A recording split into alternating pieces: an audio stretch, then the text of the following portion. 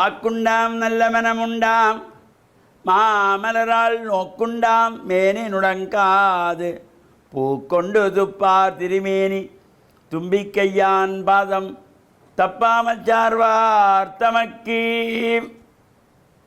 ஓம் நமச்சிவாய. மேன்மைகள் சைவ நீதி விளங்குக உலகமெல்லாம். நோயற்ற வாழ்வே குறைவற்ற செல்வம். அந்த நோய் நொடிகள் இல்லாத வாழ்வு இந்த உலக மக்கள் எல்லோரும் வாழ வேண்டும் என்று கலியுகத்தின் காந்தமலையோதியாகிய சபரிமலை சுவாமி ஐயப்பனுடைய திருவடிகளை சிறந்தாழ்த்தி டான் தமிழொலி ஓம் தொலைக்காட்சி நேயர்கள் அனைவருக்கும் சர்வதேச இந்து மத குறிப்பீடம் அகில இலங்கை சபரிமலை ஸ்ரீ சாஸ்தாபீடத்தின் சார்பில் இனிய வணக்கங்களும் நல்லாசிகளும். இன்றும் மங்களகரமான விஸ்வாவசு வருஷம் ஆனி மாதம் 2ஆம் நாள் 16/6/2025 திங்கட்கிழமை. இப்போ நேற்றைய தினம் ஆனி மாதம் மலர்ந்திருக்கிறது. இது நம்மில் பலர் ஒரு பெரிய தவறை தெரிந்து செய்து கொண்டிருக்கிறோம், தெரியாத மாதிரி. நாம் செய்கிற தவறு என்று நமக்கு தெரியும், ஆனால் தெரியாமல் செய்கிறோம். இந்த ஆனி மாதம் என்பது தமிழ் மாதங்களுடைய பெயர்களிலே வரும். தை மாதம், மாசி மாதம், பங்குனி மாதம், சித்திரை மாதம், வைகாசி மாதம், ஆனி மாதம், ஆடி மாதம் என்று வரும். இப்போ இந்த 6வது மாதம் ஆங்கிலத்திலே அது ஜூன் மாதம். ஜூன் மாதம் ஆங்கிலம் கணக்குப்படி. எனவே இந்த தமிழ் மாதத்துக்கும் ஆங்கில மாதத்திற்கும் ஒரு 14-15 நாட்கள் வித்தியாசமாக வரும். சில மாதங்களே ஒரு நாள் 2 நாள் கூடுதலாக வரும். 14 அல்லது 15 நாட்கள் வித்தியாசமாகி இந்த மாதப்பிறப்பு வரும். நம்மில் பலர் இந்த ஆனி மாதம், இப்போ நேற்றைய தினம் ஆனி மாதம் மலர்ந்திருக்கிறது, இன்றைக்கு ஆனி மாதம் 2ஆம் நாள் என்றால் ஆங்கிலத்துக்கு ஜூன் மாதம் 16ஆம் தேதி இன்னைக்கு. இந்த சொல்லுகிற பொழுது அவர்கள் புரியாமல் சொல்லுவார்கள். இந்த ஆங்கில மாத திகதியை என்று 16ஆம் திகதி என்றால் அது ஆனி மாதம் ஆங்கிலத்துக்கு 16 என்பார்கள். ஆனி மாதத்தில் ஆங்கிலத்துக்கு மாதம் எல்லாம் வரதில்லை. இது நாங்கள் புரிந்து கொள்ள வேணும். இது எல்லோரும் நாங்கள் செய்து கொண்டிருக்கிறோம். அது தவறு என்பது நமக்கு தெரியும், ஆனால் தவறை செய்து கொண்டு தான் இருப்போம். எனவே இந்த ஆங்கிலத்திலே ஆனி மாதம் என்பது கிடையாது. அது இங்கிலீஷுக்கு தை மாதம் என்பார்கள், இங்கிலீஷுக்கு பங்குனி மாதம். இங்கிலீஷில் பங்குனி மாதம் கிடையாது. இதை நாங்கள் சிந்தித்து செய்ய வேண்டும். நாம் தமிழர்கள், சைவ சமயத்தவர்கள், நம்முடைய கலாச்சாரங்கள், ஒழுங்குகள், ஒழுங்கமைப்புகள், முன்னோர்கள் நமக்கு கற்றுக் கொடுத்த பாடங்கள், இவற்றையெல்லாம் நாங்கள் நழுவ விடக்கூடாது. ஒவ்வொருவருக்கும் இந்த தமிழ் மாத பிறப்பு தெரிய வேண்டும், தமிழ் மாதத்தில் நட்சத்திரங்கள் தெரிய வேண்டும். ஒவ்வொருவருக்கும் அவரவர் பிறந்த நட்சத்திரம் தெரியாமல் இன்றைக்கு எத்தனையோ பேர் வாழுகிறார்கள். ஒவ்வொருவருடைய பிறந்த நட்சத்திரமும் கண்டிப்பாக தெரிய வேண்டும்.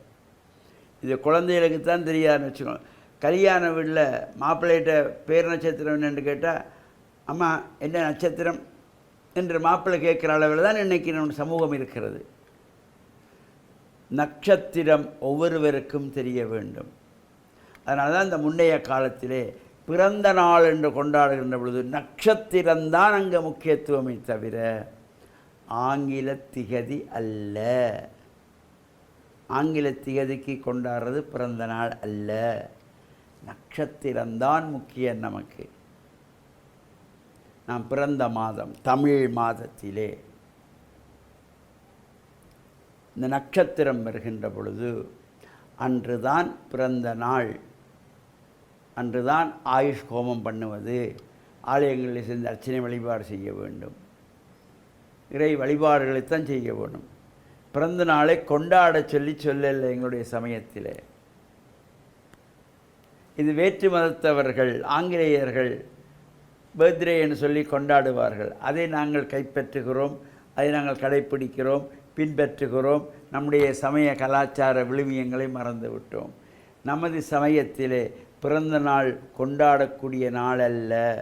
பிறந்த நாள் என்பது ஒவ்வொருவருக்கும் கஷ்டங்களை கொடுக்கிற நாள், சோதனை வருகின்ற நாள், துன்பத்தை தரக்கூடிய நாள்.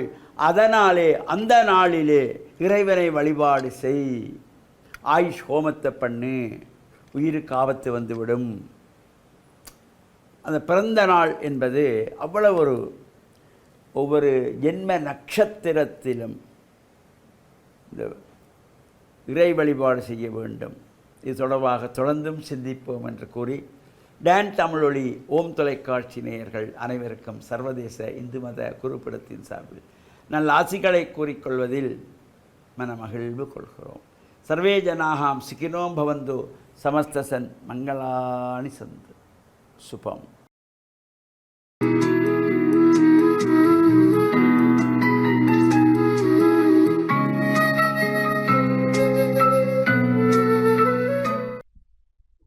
இறையேசுவில் என் அன்பு நெஞ்சங்களே, கிறிஸ்தவ நற்சிந்தனை வேளையில் உங்களை சந்திப்பதிலே பெரும் மகிழ்வு கொள்கின்றேன். கெட்ட கனி தரும் நல்ல மரமும் இல்லை, நல்ல கனி தரும் கெட்ட மரமும் இல்லை என்று இயேசு அழகாக போதிக்கின்றார். அதாவது ஒவ்வொருவரும் தன்னுடைய உள்ளத்திலே இருந்து, அவருடைய உள்ளத்தின் கருவூலத்திலே இருந்து நல்ல கனிகளை அவர்கள் கொடுப்பார்கள் என்று. ஒரு நல்ல மரம் நல்ல கனிகளை கொடுக்கும்.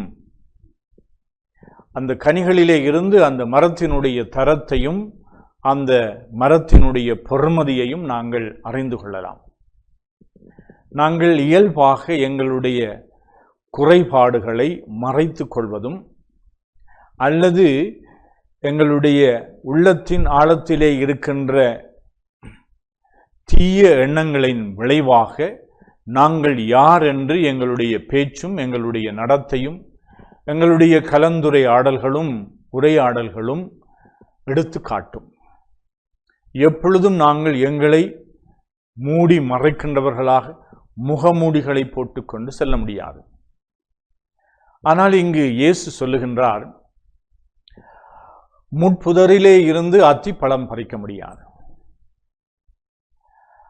அல்லது முட்புதரிலே இருந்து நாங்கள் திராட்சை பழம் பறிக்க முடியாது என்று. அதாவது இயேசு எதை குறிப்பிடுகின்றார் என்றால், எங்களுடைய வாழ்விலே இருந்துதான் எங்களுடைய பணி, எங்களுடைய உறவாடல்கள், எங்களுடைய பேச்சுக்கள் எல்லாம் வழிந்து ஓட வேண்டும் என்று. உள்ளத்தின் நிறைவிலே தான் வாய் பேசுகின்றது என்று சொல்லுவார்கள். அதனால் எங்களுடைய உள்ளத்திலே நாங்கள் நல்லவற்றை சிந்திப்பதற்கும் எங்களுடைய உள்ளத்திலே நாங்கள் நன்மையானவற்றை தேடுகின்றவர்களாகவும் இருக்க வேண்டும்.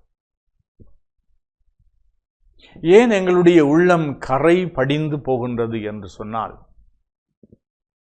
நாங்கள் எங்களுடைய வாழ்வை நாங்கள் ஆய்ந்து பார்த்து நல்லவர்களாக இருக்க வேண்டுமென்ற நல்ல எண்ணம் முதலில் கொள்ள வேண்டும். எங்களுடைய வாழ்க்கையிலே நாங்கள் திருப்தி இல்லாமல் இருக்கின்ற பொழுது, அல்லது எங்களுடைய வாழ்க்கையின் தோல்விகளை எங்களால் பொறுக்க முடியாமல் இருக்கின்ற பொழுது, எங்களுடைய வாழ்விலே எங்களுக்கு இல்லாமைகளை நாங்கள் ஏற்றுக்கொள்ள முடியாமல் இருக்கின்ற பொழுது, அடுத்தவர்களை அவர்களை நாங்கள் எப்பொழுதும் எதிர்மறையாக பார்ப்போம். அதனால் எங்களிடையே இருக்கின்ற வறுமையை நாங்கள் அடுத்தவர்களிலே துணித்து அவர்களுக்கு நாங்கள் தீமை செய்ய வேண்டும் என்று நினைப்போம். தூய உள்ளத்தினர் பேறு பெற்றோர், ஏனெனில் அவர்கள் கடவுளை காண்பார்கள் என்று சொல்லுகின்றார்கள். உள்ள தூய்மையில் தான் இறைவனுடைய தரிசனம் எங்களுக்கு கிடைக்கும்.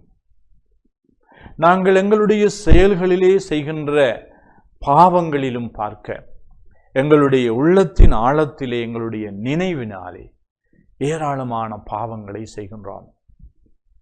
எங்களுடைய நினைவுகள் தூய்மையாக இல்லை. ஏனென்றால் எங்களை நாங்களாக ஏற்றுக்கொள்ள மறுக்கின்ற பொழுது எங்களுடைய ஆற்றல்களை கண்டு நாங்கள் மகிழ்வோம். அவற்றை வளர்க்க வேண்டும் என்று நாங்கள் முயற்சி செய்வோம். எங்களை மற்றவர்களோடு ஒப்பிட்டு நாங்கள் தாழ்ந்தவர்களாக இருக்கின்ற பொழுது எங்களுக்கு அவர்கள் எப்பொழுதும் ஒரு அச்சுறுத்தலாக மாறுகின்றார்கள். அதனாலே நாங்கள் அவர்களுக்கு தீமை செய்ய வேண்டும் என்று விரும்புகின்றோம். தீமை செய்வதனாலே தன்வினை தன்னை சுடும் என்று சொல்லுவார்கள். அடுத்தவர்களுக்கு நாங்கள் தீங்கு நினைக்கின்ற பொழுதும், அடுத்தவர்களுக்கு தீமை செய்கின்ற பொழுதும் எங்களுடைய மனங்கள் பாவத்திலே மூழ்கி போகின்றன, அசுத்தமடைகின்றன. எங்களுடைய சிந்தனைகளும் எங்களுடைய சொல்லும் அசுத்தமடைகின்றன. எனவே இறைவன் நாங்கள் ஒவ்வொருவரும் நல்ல கனிகளை கொடுக்கின்ற நல்ல மரங்களைப் போல இருக்க வேண்டும். நாங்கள் மனிதர்கள் மரங்களாக மாற வேண்டும் என்றல்ல, நல்ல கனிகளை கொடுக்கின்ற அந்த நல்ல மரங்கள் என்று சொல்லுகின்ற பொழுது எங்களுடைய வாழ்வு எப்பொழுதும் நாங்கள் வாழுகின்ற சூழலிலே எப்பொழுதுமே நன்மை செய்கின்றவர்களாக நாங்கள் திகழ வேண்டும். இறைவன் எப்பொழுதும் நன்மை செய்கின்றவர். இறைவனுடைய சாயலாக நாங்கள் படைக்கப்பட்டிருக்கின்றோம் என்ற அந்த அழகான விவிலிய வாக்கு, நாங்கள் ஒவ்வொருவரும் அந்த இறைவனுடைய சாயலை, இயல்புகளை எங்களுடைய உள்ளத்திலே கொண்டிருக்கின்றோம். அப்படித்தான் இறைவன் எங்களை படைத்திருக்கின்றார். தீயவர்களாக எங்களை இறைவன் ஒரு நாளும் படைக்கவில்லை, படைக்கவும் முடியாது. இறைவன் தீமையை செய்ய முடியாது. அவ்வாறு இறைவன் எங்களை நன்மைத்தனத்திலே படைத்திருக்கின்றார், எங்களை ஆசீர்வதித்திருக்கின்றார். எப்படியெல்லாம் இறைவன் எங்களை ஆசீர்வதித்திருக்கின்றார் என்பதை நாங்கள் உணர்ந்து கொள்ளுகின்ற பொழுது அந்த ஆசீர்வாதங்களை நாங்கள் மற்றவர்களோடு பகிர்ந்து கொள்வோம். இந்த உலகத்திலே நாங்கள் நன்மைகளை விதைக்கின்ற நல்ல மனிதர்களாக திகழ இந்த நாளிலே சிறப்பான முறையிலே இறைவனிடம் அருள் வேண்டுவோமாக. ஆமேன்.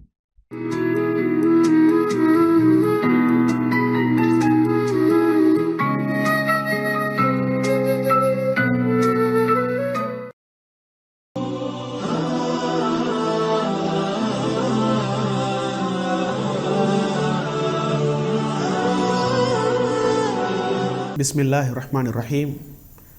இஸ்லாமிய நற்சிந்தனையோடு இணைந்திருக்கக்கூடிய நேயர்கள், பார்வையாளர்கள் அனைவருக்கும் அஸ்ஸலாமு அலைக்கும் வரஹ்மத்துல்லாஹி வபரகாத்துஹு. இன்றைய இஸ்லாமிய நற்சிந்தனையின் மூலம் ரசூலுல்லாஹி ஸல்லல்லாஹு அலைஹி வஸல்லம் அவர்களுடைய கருணை, அவர்களுடைய அன்பு பற்றி உங்களோடு ஒரு சில வார்த்தைகளை பகிர்ந்து கொள்ளலாம் என்று ஆசைப்படுகின்றேன். அன்புள்ள சகோதர சகோதரிகளே, ரசூலுல்லாஹி ஸல்லல்லாஹு அலைஹி வஸல்லம் அவர்கள் கருணை காட்டக்கூடிய மனிதராக, இரக்க வாஞ்சையோடு அல்லாஹ்வுடைய தூதராக இந்த உலகத்திற்கு அனுப்பப்பட்டார்கள். அதனால்தான் அல்லாஹ் தஆலா குர்ஆனிலே நபி அவர்களை பற்றி சொல்லுகின்ற பொழுது ரஹ்மத்தன் லில் ஆலமீன், உலக மக்களுக்கு, உலகத்தாருக்கு கருணையாக, அன்பு காட்டக்கூடியவராக அனுப்பப்பட்டார்கள் என்பதை அல் குர்ஆனிலே சொல்லி காட்டுகின்றான். ரசூலுல்லாஹி ஸல்லல்லாஹு அலைஹி வஸல்லம் அவர்கள் ஒரு பொழுதும் தனது சகோதரர்களுக்கு எதிராக அல்லாஹ்விடத்திலே பிரார்த்தனை செய்யவில்லை. தனது எதிரிகளை கூட அல்லாஹ்விடத்திலே சபித்து பேசவில்லை. அல்லாஹ்விடத்திலே மிகவும் காரசாரமான முறையிலே சபித்து திட்டி பேசுகின்ற பழக்கம் நபிகளாரிடத்திலே இருக்கவில்லை என்பதை நாங்கள் பார்க்கலாம். எந்த அளவுக்கென்றால், சில சந்தர்ப்பங்களில் அல்லாஹ்வுடைய தூதர் ஸல்லல்லாஹு அலைஹி வஸல்லம் அவர்களிடத்திலே சஹாபாக்கள், அதாவது நபி அவர்களுடைய தோழர்கள், மக்கா வாழ்க்கையில் வைத்து எதிரிகளுடைய இன்னல்கள், துன்பங்கள், தொல்லைகளை சகிக்க முடியவில்லை என்று அப்பப்போது நபிகளாரிடத்திலே வந்து முறையிடுவார்கள். சில நேரங்களில் வந்து சொல்லுவார்கள், அல்லாஹ்வின் தூதரே, இந்த எதிரிகளுடைய தொல்லைகளை எங்களால் சகிக்க முடியவில்லை, அவர்கள் எங்களை துன்புறுத்துகின்றார்கள், எங்களுக்கு நோவினைகளை செய்கின்றார்கள், எங்களை சித்திரவதை செய்கின்றார்கள், எனவே அவர்களுக்கு எதிராக நீங்கள் அல்லாஹ்விடத்திலே பிரார்த்தனை செய்யக்கூடாதா என்று கேட்பார்கள். அந்த நேரத்திலே நபி அவர்கள் சொல்லுவார்கள், இன்னீலம் உபஅத் லஆனன் வ இன்னமா புஇஸ்து ரஹ்மா, நிச்சயமாக நான் சபிக்கக்கூடியவனாக அனுப்பப்படவில்லை, நான் அனுப்பப்பட்டதெல்லாம் கருணை காட்டுவதற்காகத்தான், இரக்கம் காட்டுவதற்காகத்தான் என்று நபி அவர்கள் சொல்லுவார்கள். எனவே ஒரு பொழுதும் மனித சமூகத்திலே நபிகளார் ஸல்லல்லாஹு அலைஹி வஸல்லம் அவர்கள் வாழுகின்ற காலத்திலே மக்களோடு கடிந்து கொள்ளவில்லை, மக்களை திட்டி தீர்க்கக்கூடியவர்களாக நபி அவர்கள் இருக்கவில்லை. அன்பான வார்த்தைகளை கொண்டு அவர்களை அழைப்பார்கள், அன்பான வார்த்தைகளை கொண்டு மக்களோடு உரையாடுவார்கள். எதிரிகளோடு கூட அன்பான கனிவான வார்த்தைகளோடு பேசக்கூடியவர்களாகத்தான் நபிகளார் ஸல்லல்லாஹு அலைஹி வஸல்லம் அவர்கள் இந்த உலகத்திலே ஒரு முன்மாதிரி மிக்க தலைவராக வாழ்ந்து காட்டினார்கள் என்பதை நாங்கள் புரிந்து கொள்ளலாம்.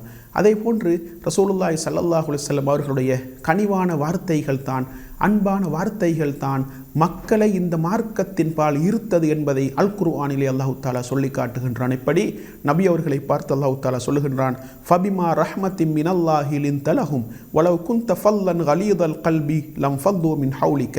அல்லாஹ்வுடைய கருணையின் மூலம், அல்லாஹ்வுடைய அன்பின் மூலம், இரக்கத்தின் மூலம் தான் நீங்கள் மக்களோடு நளினமான முறையிலே, அன்பான முறையிலே நடந்து கொண்டீர்கள். நீங்கள் கடுகடுப்பாக கடினமான சித்தமுடையவராக இருந்திருந்தால் மக்கள் உங்களை விட்டும் பிரிந்து சென்றிருப்பார்கள், விரண்டோடி இருப்பார்கள் என்று அல்லாஹ் தஆலா நபி அவர்களை பார்த்து சொல்லுகின்றான். எனவே நபி அவர்கள் எப்பொழுதும் நளினமான முறையில் பேசக்கூடியவர்களாக, அன்பான முறையிலே அரவணைக்கக்கூடியவர்களாக, மனித சமூகத்தை மனித வாஞ்சையோடு அரவணைக்கக்கூடியவர்களாக இருந்தார்கள். அதனால்தான் இந்த மார்க்கம் இன்று வரைக்கும் வாழ்ந்து கொண்டிருக்கின்றது. அன்பான உபதேசங்கள், அழகான அறிவுரைகள், நளினமான அறிவுரைகளை இந்த மார்க்கம் மனித சமூகத்திற்கு சொல்லியிருக்கின்றது. ரசூலுல்லாஹி ஸல்லல்லாஹு அலைஹி வஸல்லம் அவர்கள் அன்பான முறையிலே மக்களை அரவணைத்தார்கள், எதிரிகளை கூட அன்பான முறையிலே அரவணைத்தார்கள் என்ற வரலாறுகளை இந்த மார்க்கம் சொல்லுகின்றது. சில பொழுது சில கிராமவாசிகள் நபி அவர்களோடு கடுமையாக நடந்து கொள்வார்கள், நபி அவர்களுடைய மேலாடையை இழுப்பார்கள், கழுத்திலே அடையாளம் ஏற்படுகின்ற அளவுக்கு கடுமையாக நடந்து கொள்வார்கள். ஆனால் அவர்களை புன்னகையோடு நபி அவர்கள் வரவேற்கக்கூடிய அளவுக்கு பக்குவத்தோடு இந்த உலகத்திலே வாழ்ந்து காட்டினார்கள். எனவே இரக்க வாஞ்சையோடு மனித சமூகத்தை அரவணைத்து மக்களை நல்வழிப்படுத்தி இரக்க கருணை சுபாவத்தோடு மனித சமூகத்திற்கு இந்த மார்க்கத்தை எடுத்து சொன்ன, இந்த மார்க்கத்தை மக்களுக்கு பிரச்சாரம் செய்த, மனித சமூகத்தை நல்வழிப்படுத்திய ஒரு உத்தமராகத்தான் நபிகளார் ஸல்லல்லாஹு அலைஹி வஸல்லம் அவர்களை இஸ்லாம் எங்களுக்கு அறிமுகப்படுத்தி இருக்கின்றது.